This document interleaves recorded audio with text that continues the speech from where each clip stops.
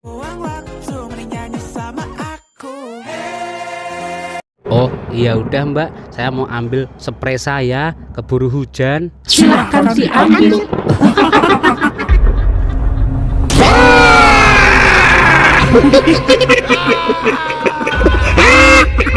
Mau ambil spraynya ya? Ambil aja. Ih, ya Allah, kuntilanak. Siapa yang mau jadi suamiku? Permisi. Assalamualaikum, salam sejahtera untuk kita semua. Shalom, Om Swastiastu, Namo Buddhaya, salam kebajikan.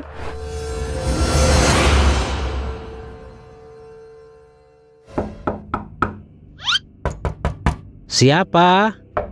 Siapa di luar? Siapa ya? Kok nggak ada yang jawab? Siapa ya? Sebentar, saya bukain pintu. Siapa ya?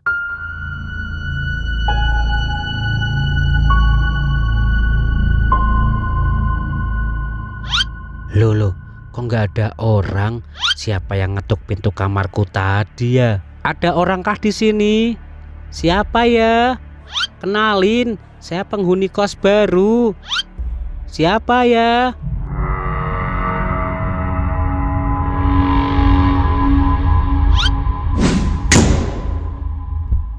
Aduh, apa mungkin bapak kos ya? Iseng banget. Nggak ada orang, Mas. Nggak ada orang sama sekali, Dek. Kosong, cuman lorong gelap gitu.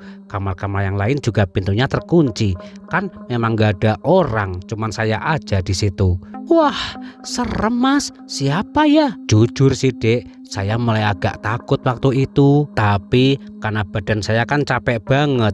Terus besok pagi masih ada kegiatan di kampus. Jadi saya putuskan untuk tidur lagi aja. Tak lama kemudian saya ketiduran tuh.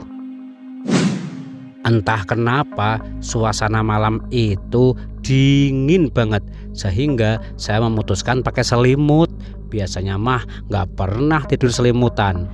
Lagi pulas-pulasnya saya tidur, tiba-tiba selimut saya kayak ada yang narik ke bawah.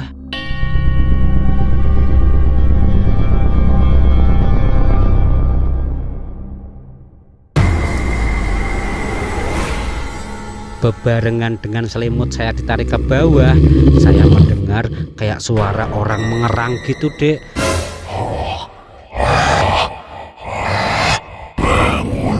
Otomatis saya terbangun, Dek, mendengar suara itu. Jujur ya, Dek, saat itu saya takut sekali.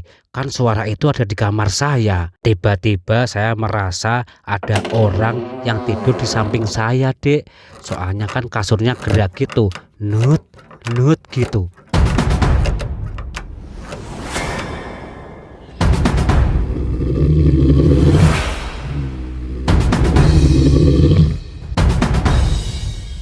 Perasaan barusan kayak ada yang tidur di sampingku. Siapa ya? Kok aku jadi merinding kayak gini?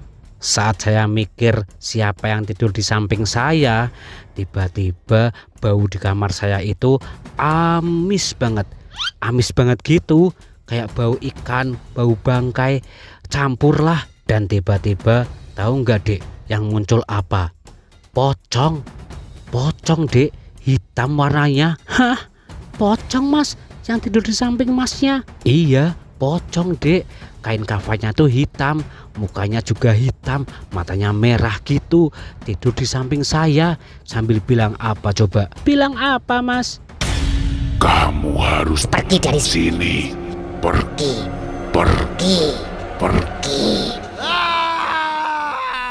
Wah, saking takutnya saat itu saya langsung naik motor pergi dari kosan, Dek. Saya ke kampus kumpul sama teman-teman. Wah, pocong tadi bilang apa, Mas? Kamu harus pergi dari sini. Pergi. Gitu, Dek, bilangnya. Saya juga nggak tahu maksudnya apa. Iya ya, maksudnya apa ya? Kok harus pergi? Terus gimana, Mas, cerita selanjutnya? Saya sih udah kepikiran dek, ada yang aneh nih dengan kos-kosan ini. Mana orang-orang kos yang lain gak pernah datang, bapak kos juga gak pernah muncul. Saya sendirian mengalami hal-hal yang horor, kan aneh.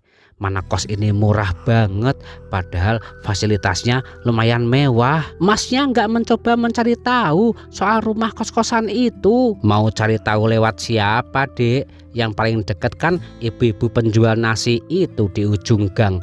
Dan dia itu kayak menutupi sesuatu, nggak mau cerita apa adanya. Nah, setelah kejadian di kamar saya ada pocong hitam itu, sekitar 2 hari 3 harian masih aman-aman aja. Sampai akhirnya ada kejadian yang lebih gong lagi, dan saya nggak mau tinggal di situ lagi pokoknya. Wah, apa mas? Woteh kepo. Malam itu saya tidur dan tiba-tiba terbangun karena mendengar suara guntur. Saya langsung teringat jemuran dek, belum saya angkat. Aduh, kenapa tiba-tiba mendung kayak gini sih? Sepertinya sudah mau hujan deh. Jemuran saya banyak banget di luar. Anak-anak yang lain kok belum pada pulang ya? Padahal kan udah 10 hari saya di sini. Aneh banget kosan ini. Apa aku pindah aja ya dari sini? Sendirian kayak gini serem. Udah berbagai kejadian horor aku alami di sini. Sambil mengumpat dalam hati, kenapa kos ini sepi banget? Saya berjalan ke area jemuran. Setelah sampai di area jemuran, saya itu notice ada sesuatu yang aneh di antara baju-baju yang saya jemur. Wah, Mas Luki lihat apa? Di situ saya melihat ada seperti siluet bayangan perempuan di balik spray yang saya jemur, dek.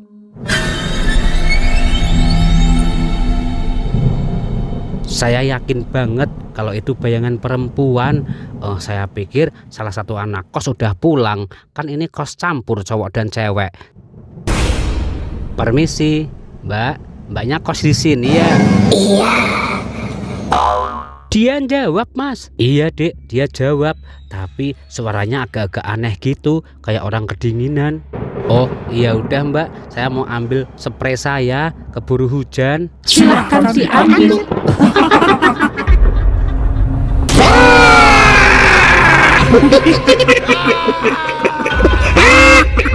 Mau ambil spraynya ya? Ambil aja. Ya Allah, kuntilanak. Ganteng juga. Mau gak jadi suamiku? Kunti bapak. Apes, ketemu terus sama hantu. Sini, peluk saya. Kunti ibu. Saya kaget banget dek, baru lihat pertama kali kuntilanak kayak gitu. Serem banget. Terus saya lari masuk kamar, saya kunci pintu. Dari balik pintu kamar saya bisa melihat kuntilanak itu mengetuk pintu kamar satu persatu, urut dek, dari ujung sampai ke ujung. Siapa yang mau jadi suamiku? Permisi. Astaga, ternyata kuntilanak itu cari suami.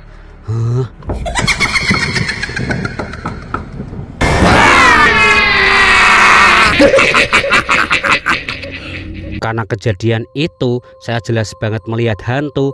Saya kapok dek, nggak berani di kos sendirian. Saya paginya menemui bapak kos. Saya bilang mau pindah dari sini. Wah, terus bapak kosnya bilang apa mas? Bapak kosnya malah bilang gini, oh udah ketemu hantu yang di sini ya, mungkin kenalan kali mas. Hah? Berarti bapak kosnya tahu kalau kosan itu angker? Ya tahu kali dek, orang dia juga cerita kok kalau tanah yang buat kos-kosan ini dulunya adalah kuburan, terus diratakan dibuat kos-kosan yang megah ini. Wah, kenapa nggak cerita dari awal tuh bapak kosnya? Ya nggak tahu dek, mungkin biar untung aja. Kan yang kos paling seminggu, 2 minggu nggak betah gitu, tapi bayarnya kan udah 1 bulan penuh. Mungkin loh.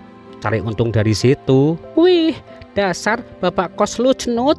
Ya udah dek, gitu aja ceritanya. Sekarang saya kos di tempat yang ramai. Oh iya mas, makasih ya Mas Lucky udah mampir di podcast Indigo. Maaf loh Dek Wowo, maaf ya. Katanya kalau jadi narasumber begini dapat uang bensin ya. Jangan khawatir Mas Lucky, dapat kok, nanti dapat honor dari Wowo. Oh, sekarang aja Dek, Mas Lucky mau pulang, mau kuliah. Oh iya kak, maaf, ini uang gajinya. Uang honor gitu. Ini beneran 2000 Dek? Iya kak, jangan boros-boros, jangan dihabiskan, ditabung sisanya. Kalau makan ya sederhana aja, kalau isi bensin jangan full tank, cukup kok kak. Wah, serius ini 2000? Muka Kak Lucky seneng banget. 2000 banyak kan kak? Ya udah kak, makasih ya, silahkan kalau mau pulang. Jauh-jauh dari kota untuk ke rumah ini bikin podcast, kirain dapatnya 2 juta, malah 2000. Dasar anak indigo pelit. Nah teman-teman, seru banget kan cerita dari Mas Lucky. Kalian mau nggak jadi narasumber di Indigo Podcast Wowo? Tenang aja, ada uang bensinnya kok.